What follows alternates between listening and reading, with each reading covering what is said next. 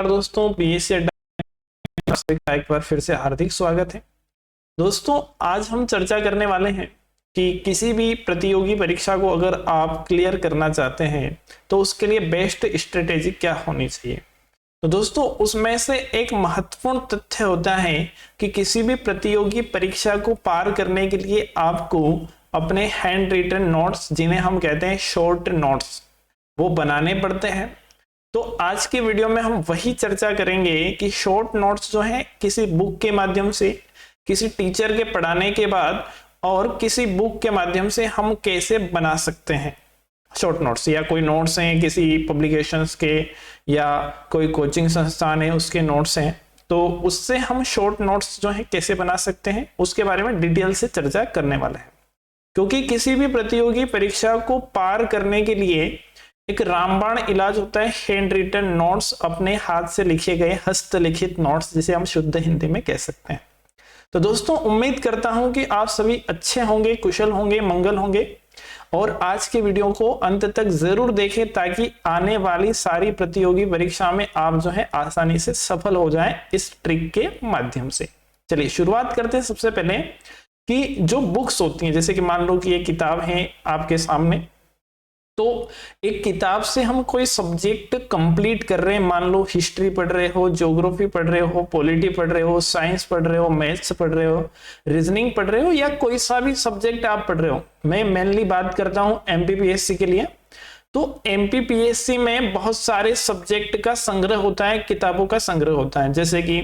अगर प्रीलिम्स के लिए मैं बात करूं आपके साथ, तो एमपीपीएससी प्रीलिम्स में 10 यूनिट है और उन 10 यूनिट में अगर टोटल सब्जेक्ट की बात करूं मैं, तो 15 सब्जेक्ट आपको पढ़ने पड़ते हैं, तब जाके 10 यूनिट जो है आपकी कंप्लीट होती हैं, जिसमें करंट अफेयर वगैरह सारी चीजें जो है इंक्लूड हो जाती हैं। तो दोस्तों, उनके लिए हम अलग अलग बुक जो है परचेस कर सकते हैं। जैसे कि एमपी का हिस्ट्री है, तो एमपी के हिस्ट्री के लिए हमने एक बुक ले ली। उसके बाद अगर हम बात करें कि एमपी की ज्योग्राफी है, इंडियन हिस्ट्री है, वर्ल्ड एंड इंडियन ज्योग्राफी है, इंडियन कल्चर है, उसके लिए सबके लिए हमने अलग अलग बुक जो है परचेस कर ली है। तो दोस्तों, जब हम बुक परचेस कर लेते हैं सारी, तो एक बार हमने बुक से सारा डेटा पढ़ लिया, या आपने कोई कोचिंग ज्वाइन की है, किसी इंस्टीट्यूट में आप जाते हैं पढ़ने के लिए, तो वहां आपको कोई टीचर्स पढ़ा रहा है बट कोचिंग के नोट्स उन्होंने अवेलेबल आपको करवा दिए। तो जब वो आपको नोट्स अवेलेबल करवा देते हैं या बुक के माध्यम से आप पढ़ते हो, तो उसमें डेटा जो है बहुत ज्यादा होता है, यानी कि लॉजिकल चीजें ज्यादा होती हैं, समझने के लिए बहुत सारी चीजें उसमें होती हैं। तो इनको एक बार तो आपको पढ़ना है, सारी बुक्स को पढ़ना है। बट दोस्तों, होता है क्या है कि जब हमें परीक्षा देनी है, चाहे प्रीलिम्स देनी है, चाहे मेंस देनी है, तो उसके 10 से 15 दिन पहले अगर हम फिर से रिवीजन करना बैठे तो इतना कंटेंट हम एक साथ नहीं पढ़ सकते। तो जब इतना कंटेंट हम एक साथ नहीं पढ़ सकते, तो इसको पढ़ने का सही तरीका क्या है? क्योंकि एक बुक अगर आप पढ़ने बैठोगे तो 10 दिन तो वही उसमें ही निकल जाएंगे, तो फिर बाकी का कंटेंट का क्या? तो जब परीक्षा से पहले हमारा जो रिवीजन होता है, उसके लिए सबसे अच्छा और सबसे रामबाण जो इलाज होता है, सबसे रामबाण उपाय होता है, उसे हम कहते हैं शॉर्ट नोट्स। कि किसी भी सब्जेक्ट को आप डिटेल में पढ़ो, बट उसके जो फैक्ट है, उसके अंदर की जो मेन क्वालिटी है, जैसे कि एक दूध होता है कि दूध के अंदर से मलाई को हमें निकालना है, ऐसे ही बुक में पूरा दूध है, पूरा कंटेंट हम दूध मान लेते हैं, उसमें से जो मेन चीजें हैं, जो मेन फैक्ट है, उनको हमें क्या करना है? संग्रहित करना है, उनको कलेक्ट करना है, और उसी कलेक्ट करने को हम कहेंगे शॉर्ट नोट्स। जैसे कि कैसे हम शॉर्ट नोट्स जो है बना सकते हैं, तो हमें इस प्रकार से, या कोई भी नोटबुक आप ले सकते हैं। ये मैं सबसे बेस्ट मानता हूं जो आपकी स्क्रीन पर आपको जो नोटबुक दिखाई दे रही, क्योंकि मैंने भी अपनी तैयारी में सारे शॉर्ट नोट्स बनाए थे, और जब मैं आज बच्चों को पढ़ाता हूं और किसी एग्जाम को देता हूं, तो उससे पहले मैं इन्हीं नोट्स की मदद से जो है पढ़ लेता हूं, ताकि कम समय में सारे सब्जेक्ट को मैं आसानी से पढ़ लूं और सारी चीजों को समझ लूं। तो इसके लिए आप क्या कर सकते हैं? ब्लैंक पेपर आते हैं, उन ब्लैंक पेपर को स्पाइरल करवाकर एक ऐसी बुकलेट बना सकते हैं जिसमें 100 पेजेस, 70 पेजेस आप जो है इसमें इंक्लूड, जैसा भी आपका सब्जेक्ट, जैसे साइंस है तो साइंस में आपने केमिस्ट्री ले लिया, तो केमिस्ट्री बहुत छोटा सब्जेक्ट है, तो उसके लिए आप 50 पेजेस जो है उनको स्पाइरल करवा के एक बुकलेट जो है बनवा सकते हैं। तो ऐसी बुकलेट जो है आपको बना लेनी, ये सबसे अच्छी मानता हूं मैं, इसलिए कि इनको जो है स्टोर करना सब अच्छा होता है। जैसे कि कोई बुक लिया आपने, तो वो बुक जो है धीरे धीरे खराब हो जाती है, पन्ने भी खराब हो जाते हैं, तो जब हम ब्लैंक पेपर लेते हैं तो आसानी से खराब भी नहीं होते हैं, और ये थोड़ा सा ऐसा होता है कि बार बार इनको पलटने पर ये आसानी से पलट सकते हैं इनको, और खराब भी नहीं होते हैं, मुड़ते वगैरह नहीं है, तो ये अच्छा मानता हूं। तो इस प्रकार की बुक जो है आप स्पाइरल करवा सकते हैं नोटबुक। और उसके बाद जो ब्लैंक पेपर होते हैं, जैसे कि मान लो कि आप ज्योग्राफी पढ़ रहे हैं, मैं अपने आप को थोड़ा हाइड कर देता हूं यहाँ से। जैसे कि आप ज्योग्राफी पढ़ रहे हो, तो ज्योग्राफी पढ़ने के लिए आपको क्या करना है कि इंडियन ज्योग्राफी पढ़ रहे हो, वर्ल्ड ज्योग्राफी पढ़ रहे हो, तो ज्योग्राफी पढ़ते समय या ऐसा सब्जेक्ट आप पढ़ रहे हो जिसमें मैप है, जिसमें आप मैप की सहायता से चीजों को अच्छे से समझ सकते हो, जिसमें डायग्राम्स हैं, तो उनमें ज्यादा से ज्यादा आपको डायग्राम का यूज करना है। जैसे कि फॉर एग्जांपल आपको स्क्रीन पर दिखाई दे रहा है कि मैं जब भारत की स्थिति के बारे में नोट्स बना रहा था, तो मैंने यहाँ पर पूरा इंडियन मैप बनाया है। आपको इतना अच्छा बनाने की आवश्यकता नहीं है, ऐसे एक डमी डायग्राम भी आप बना सकते हो। तो उसमें सारी चीजें आप मैप में या जो डायग्राम है उसमें एक्सप्लेन करके लिखो, जिससे कम जगह में ज्यादा चीजें आपकी आ जाएगी। जैसे कि जो फर्स्ट वाला आपको दिख रहा है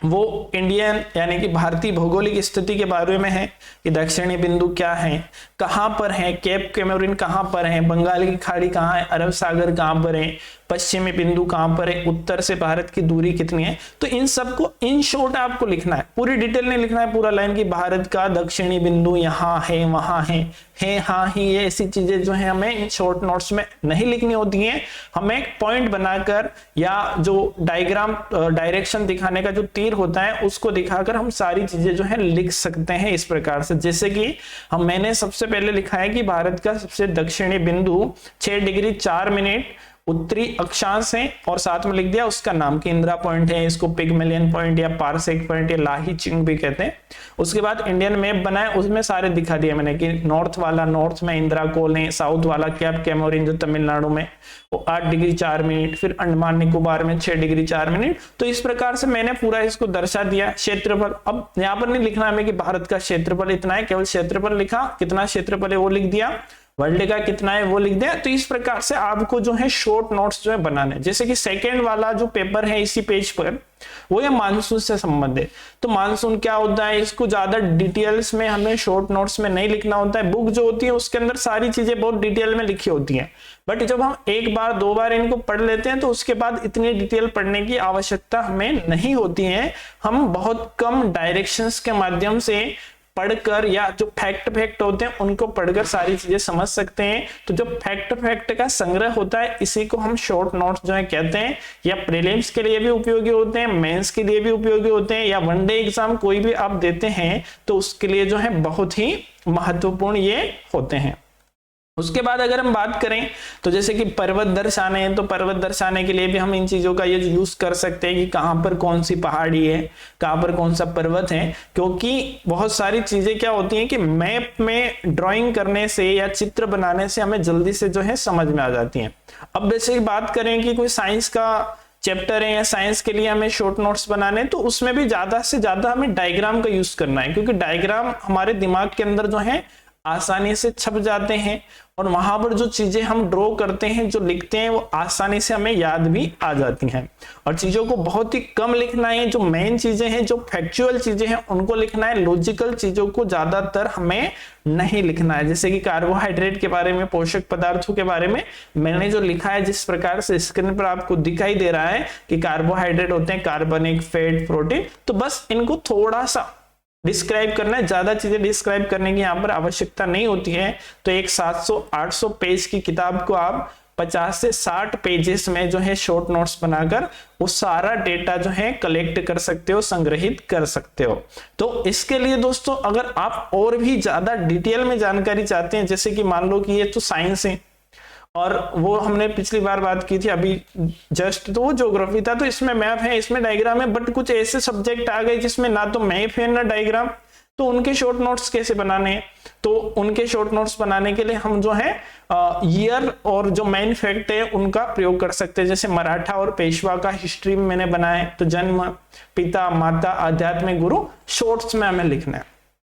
तो जब हम शॉर्ट्स में चीजें लिखते हैं तो हमें आसानी से जो है बाद में समझ में आता है। पिता लिखा है तो उनके पिता का नाम होगा, तो ऐसे नहीं लिखना हमें कि छत्रपति शिवाजी का जन्म 1627 ईस्वी में पूना के शिवनेर दुर्ग में हुआ था, शिवाजी के पिताजी का नाम शाहजी भोसले। इतनी चीजें नहीं लिखनी, डायरेक्ट पिता लिखो, पिता का नाम, माता लिखो, माता का नाम, आध्यात्मिक गुरु लिखो, उनका नाम, उपाधि लिखो, कब क्या हुआ, ये चीजें लिखो। तो इसे कहते हैं हम शॉर्ट नोट्स। ये मलाई होती है किसी भी सब्जेक्ट की, जिसको अगर हम 10% पेजेस में उतार सकते हैं 100% चीजों को, तो वही होता है शॉर्ट नोट्स। और ये जो है हम आसानी से पढ़ सकते हैं, पढ़ने में ज्यादा बड़ा भी हमें नहीं दिखता है, तो आलस भी नहीं आते, आसानी से इन चीजों को हम पढ़ सकते हैं। तो दोस्तों अगर आप शॉर्ट नोट्स के बारे में और अधिक जानना चाहते हैं तो डिस्क्रिप्शन में मेरा एक नंबर है, उस पर आप व्हाट्सएप मुझे मैसेज कर सकते हैं, कॉल कर सकते हैं, या और भी डिटेल जानना चाहते हैं कि एमपीपीएससी की प्रिपरेशन कैसे करें, टेस्ट सीरीज कहां से लगाएं, या एमपीपीएससी के बारे में आप सारी चीजें जानना चाहते हैं, प्री क्या होता है, मेंस क्या होता है, तो इसके लिए आपको प्ले स्टोर से पीएससी अड्डा का ऐप डाउनलोड करना है और वहां पर सारी डिटेल आपको फ्री ऑफ कॉस्ट जो है मिल जाएगी। तो दोस्तों आज का वीडियो आपको कैसा लगा कमेंट करके जरूर बताएं, और अभी तक अगर आपने वीडियो को लाइक नहीं किया है तो वीडियो को लाइक जरूर करें, पीएससी अड्डा के यूट्यूब चैनल को सब्सक्राइब करें। Thank you for watching quality means PSC अड्डा।